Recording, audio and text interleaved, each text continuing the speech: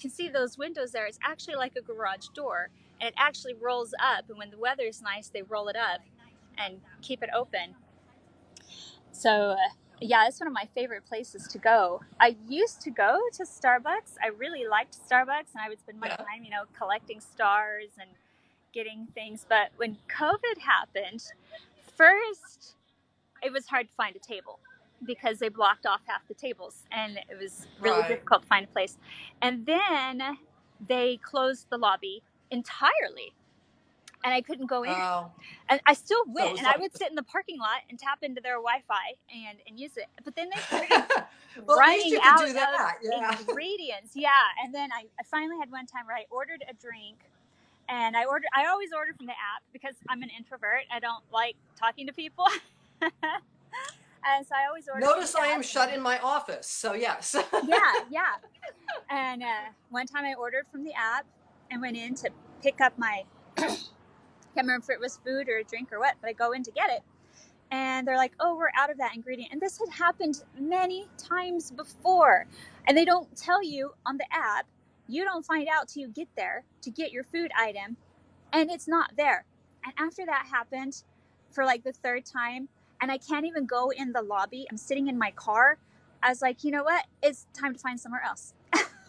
Yeah. So I did, and this is like one of my favorite places. I like to come here. So this is where you mostly do. Is this where you mostly do your writing? It is where I mostly do my writing. It's my office. It's my free office. I'm really happy with it. I should show where I do my writing, because show me your it's office. a little unusual. I actually write on a treadmill.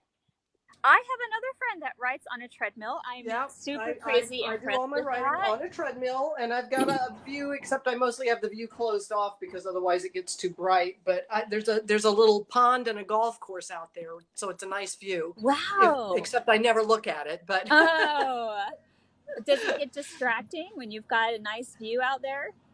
Yeah, a little bit. Plus, with the blinds open, it gets too bright, and that's distracting too. Yeah, so I don't. But it's nice that, like, for doing things like this, I can adjust the blinds open or closed to get lighting and things like that. But But for writing, I keep them like 3/4 closed. Well, see, and I can't concentrate when my husband's there either, and he works from home.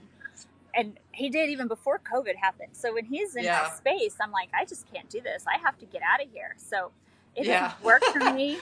Yeah, well, my husband's actually retired, so he's home all the time and is mostly, playing online and stuff like that. So usually he's pretty good about if I'm writing and I've got my writing music going, because I always have music going when I'm writing. I write all my Starstruck books have been written to Muse.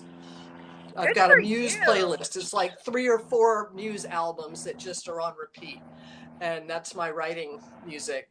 And so if he hears that, he knows not to come in and bother me. But sometimes he just can't resist because there's some breaking news item or some video he's seen online that I must see. If you don't see it.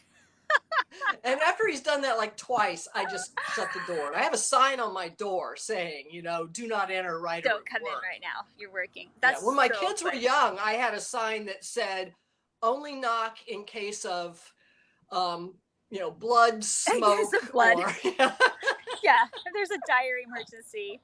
There needed to be, fire or blood before they were allowed to knock on the door. Well, and I have a beautiful office that sometime I'll do a live in there, and you can see my office. It's just gorgeous. But my problem, I have a lot of problems with it. One thing, it doesn't have a door that closes, and then when that's huge. Yeah, it's huge. And then when COVID happened and all of my kids were home, then they would not leave me alone. I actually ended up putting a chase lounge in my closet so that I could go in my closet and get work done. I believe it. Yeah, I believe that. Because they would just follow me everywhere. Honestly, we have a question from Willie Bank. Hi, Willie. What kind of writer are you? You want to answer that first, Brenda, and then I'll talk about me a little bit. Well, I've been a lot of kind of writers, but right now I'm mostly writing young adult science fiction romances. I've got a Starstruck series that I'm working on book 9 right now that I'll be releasing soon. But I wrote historical romance for many, many years and traditionally published those with HarperCollins and Harlequin and other publishers. Oh, that is so But exciting. now I'm all indie. I love being an indie writer now and having all the control. I get to commission my own covers. I don't do my own covers because that's not my skill set. But I love that level of control, that I can hire my own editors and cover creators and stuff. And I love that too. I'm so excited for you and your journey. I have, I write young adult also. I have not done any science fiction, though I hit a filter and suddenly I'm all white. I don't know what filter I hit, but I'll go find out later. But I mostly write fantasy and some contemporary. I do have a science fiction space opera type idea in my head that I want to write, but I really love that you're on book 9, because writing a huge extended series, that is something I really, really want to do. I have a book series planned that's going to be 12 books long, and I'm so super excited about it, but I kind of feel like it's going to be my Holland opus, like the biggest thing I do in my writing career, and so I'm really nervous to get going on it. I've written 1.5 books in this series so far, and it's going to be kind of a King Arthur story, but I'm also really kind of weird about wanting things to be realistic when it comes to history, and what people envision with King Arthur is just not real. And there really was someone that they think was King Arthur, but in the time period he lived and how it was happening was not the way people envision it. So I'm really excited to take on this giant monumental 12-book series. And historical research is a whole nother thing. Yeah, and I spent time in Scotland, and I need to go back. I don't know if I can reverse this, but I've got, when I was showing how I write, my office space here, I've got a whole bookshelf or two shelves full of Regency research books. And mine's right now it's all King Arthur stuff. I've got all these shelves of everything historical, but also it's going to be fantasy. There's going to be magic. Yeah. So what do they have a term for that? Like historical fantasy? Is that what it is? I think so. So it's going to be that's totally a thing. Yeah. Yeah, and I'm so excited about it, and just that super long series. So I'm super excited that you're on book 9 because. And I mean, I'm not a fast writer at all. Yeah, my first book in this 5 years. My first book in this series came out in 2013. So I'm not one of these writers that's putting out a book every couple of months at all. No, and I've tried that. I have one series that my contemporary kids series. I put out one book a year, and I did try one series that I launched this year, all 4 books, 1 month after another. And it took me 2 years to write them. And it was extremely stressful. And when I was done, I felt such burnout. I couldn't write for 4 months. So that's definitely not my style either.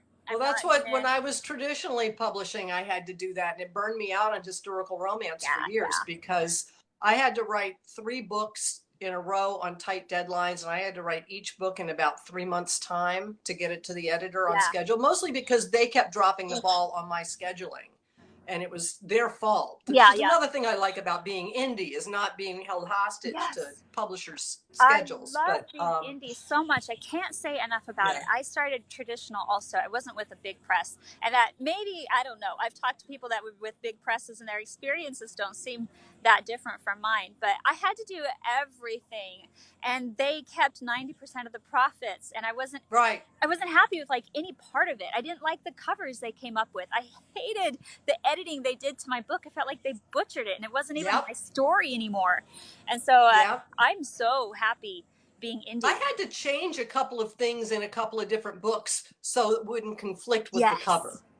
Yes. Oh my goodness. The cover was. They did eventually change my covers for the first 2 books in that series, because they were really awful, and I think that they didn't know how to even find what was on genre, what was trending for it. So I wasn't happy with that experience at all. Yeah. So much happier indie. I can't even imagine going back for any reason. I'm like, it's not even about money. They would have to throw a real huge sum of money. Yeah, it would have to be so huge, because for me, I'm like, it's not about the money. I so enjoy what I'm doing. Money's nice though. So I mean, if they offered me Yeah, maybe $1 million. but I am actually also making more money now than I did traditionally. So much more. There's that so too. much more.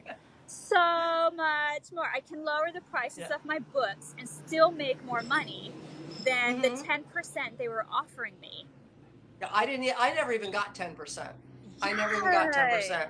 With Harlequin, I got 6%, and with HarperCollins, I got 8% of the cover price. Now, you know, it was of cover price, not profits, but still. Outside, big trucks going by. It's noisy. But, you know, I know that for a lot of writers, a traditional contract is like their big dream and goal. And I get that. There's a level of validation there. There definitely is. You know, and that's that. But you know, getting emails and notes from readers and just seeing the sales is also really validating. Oh, yeah. And we took out the middleman. So we're now the direct contact between us and our readers and our distributors, whether it's Amazon or Barnes & Noble or whoever. And I find I really like it. But when I got my first publishing contract, self-publishing was not a thing. Ebooks didn't exist. So there was no other way. And I look back on that world and I'm so glad it's not that way anymore. Because it used to be, if you didn't get a publisher, you didn't get a publishing contract, the book you had written would never see the light of day. That's right. Would never see the light. This is actually a great time to be a writer. You see Izzy's comment there? Yeah. We're really glad too, obviously. Yeah. It's really good. Super. Yeah, I kind of nudge people in the indie direction on a regular basis who are just spinning their wheels and getting so frustrated trying to get a traditional. I get frustrated. Or even just to get an agent interested. I have a super excellent friend who's actually a super excellent writer, and she has been trying for 10 years to get an agent, and it's killing me. It's just killing me. Yeah. She's an excellent writer, but she's written like 4 books, and they're just sitting on her hard drive, not published, because she's determined to go the traditional route. Yes. And I think I have a couple of friends like that too. I think I finally talked to her. I have a couple of friends like that too, and it frustrates me so much that I can't convince them to go indie. It's so bad. She did finally say that this year, if she doesn't get an agent, then she's going to look into self-publishing. And I'm like, girl, it is not the world that you think it is. You know, no, it's not like selling books out of the trunk of your car. No, you know, it's not like that now. No, and she's such an excellent writer. Her writing is amazing. That I know she'll do so well if she can put that effort of looking for an agent into marketing her books. She's gonna do fantastic. So I'm really hopeful for her. But I'm the same way. I'm like definitely prodding people along to the self-publishing route. I'm like, it is more fulfilling. It is more financially stable. It's really great. Yeah, I know. I see that comment from Charlene that, you know, stigma that indie publishers aren't real writers. Hey, you know, I published traditionally for many years with big publishers. Harlequin, HarperCollins, Avon aren't real writers. Hey, you know, I published traditionally for many years with big publishers, Harlequin, HarperCollins, Avon, and I have more control over my books, the editing, the covers, and you know, I don't feel any less real a writer now than when I was selling to the big publishers that paid me peanuts. Yeah. No, I feel like so much more of a writer. I remember being published and still feeling like I was a fraud. Still feeling like, oh yeah, no, like, I mean, I know huge name traditional authors who still have imposter syndrome. Yes, like after hitting New York Times and everything else, they still have imposter syndrome. Yeah. That one of these days I'll be found out that I'm faking it all.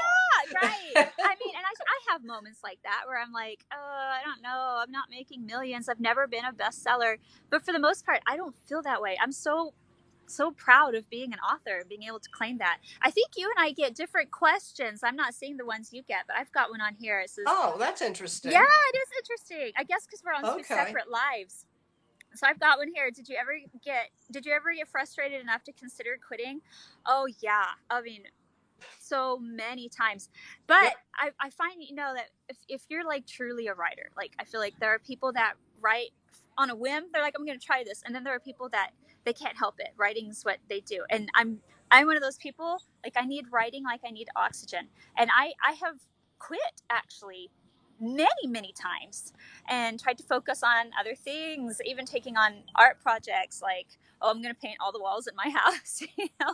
Yeah. And what I find is that I go back to it because in the end, even though money is nice, that's not what it's about for me. I'm a writer and I'm going to write. So the fact that I can write, which is what I'm going to do anyway, and actually get books out, then that's, it's like just pluses.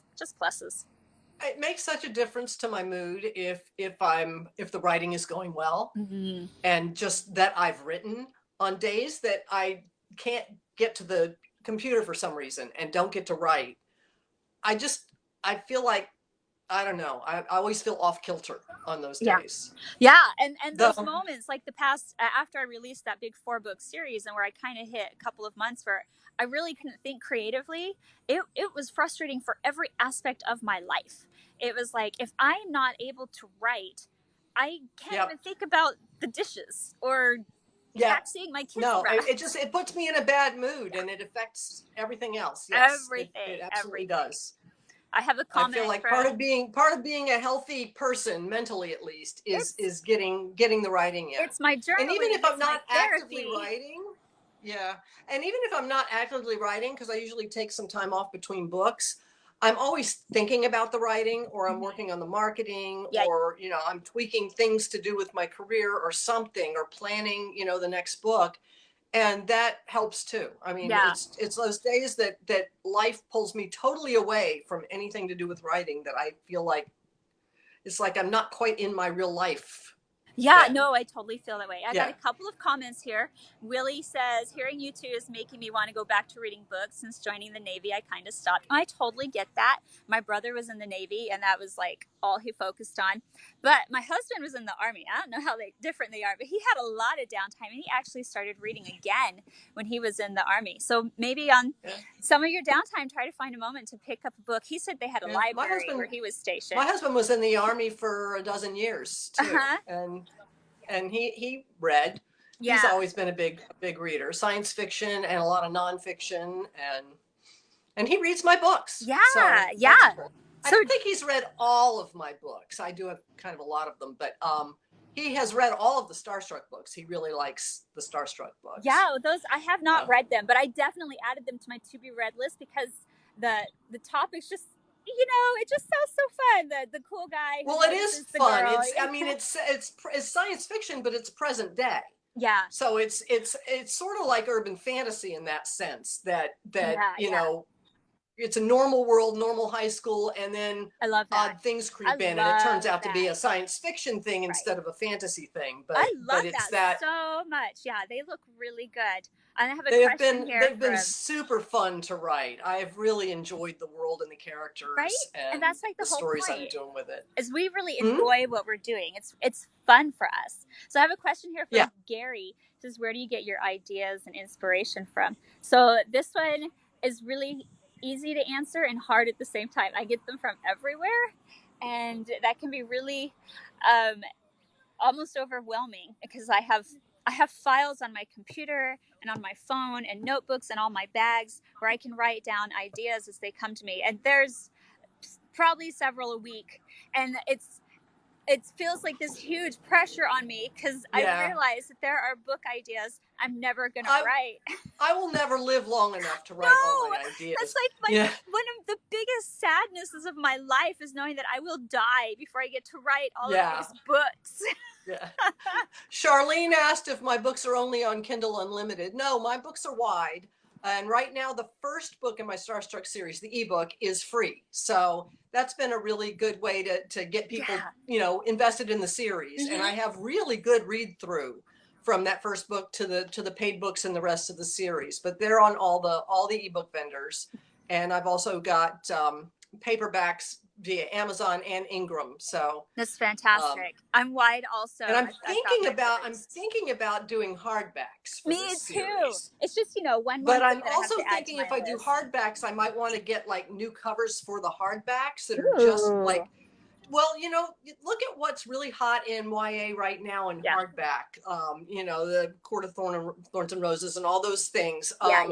And there's not people on the covers as a rule. They're like just beautiful, like stylized painting type things. So I'm wondering if maybe for the hardbacks to maybe go that route, but then I'd have to find a whole new I need to find a whole new cover artist to do that, because I have no idea. Actually, because I'm going to do those kinds of covers for my King Arthur series. I can send you her information, because good. Goodness. Thank you. I'm like blown away by her covers. Yeah. Okay, good. Yeah, because I absolutely love my cover artist who has done my Starstruck series, the trade paperbacks and the ebooks, and she's wonderful, but she schedules like 9 months out. Right. So. Oh yeah, the one who did my Guardian Angel Academy, it was 2 years out, and I had to. I got covers done before I'd even written the books. So. Yeah, well, that was the last book that I released last fall was that way. I had the cover in like March, and I didn't release the book until October. Yeah. So, because, I grabbed a slot with her when I could. Yeah. And I had to try to come up with, concepts to give her for the cover. I didn't bother with the back cover copy for the print book until, she just added that for me later. Yeah, that's what I'm doing now, is doing the paperback. I'd written 2 chapters. I didn't know what to put on the back cover. No way! In fact, when I was writing my Guardian Angel Academy, when she gave me cover options for book 2, one of them was a cover that had absolutely nothing to do with the plots I had outlined. So I actually rewrote the plots of the books because I really liked the cover. And I was like, we're going to go with that one. And I also have one of my books in my Goddess of Fate series is free, but it's not book 1. It's book number 2, which is called Entranced. And I've actually found that I get better sales if I put book 2 for free and then discount book 1. So I'll discount book 1 to like $2.99 and put book 2 to free. Well, and then I'm getting ready to put a price back on my perma-free, because it's been free for a long time now, and free downloads have dropped off. It's been perma-free for like over 2 years now. Yeah. So I think I'm ready to put a price back on it.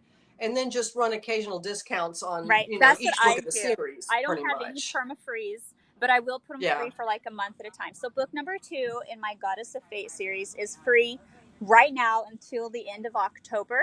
But I find that when people get book 2 for free and then book 1 is discounted, then they're like, well, now I've got 2 books in the series. I'll just go get the rest of them. So I actually really like that method a lot more. Okay, I'll try that. Of course, now the Amazon is sort of, I don't know, they're kind of pissy about now, always matching to free. That used to be pretty easy. So I'm a little worried about, depending on them to do a limited time free on another book.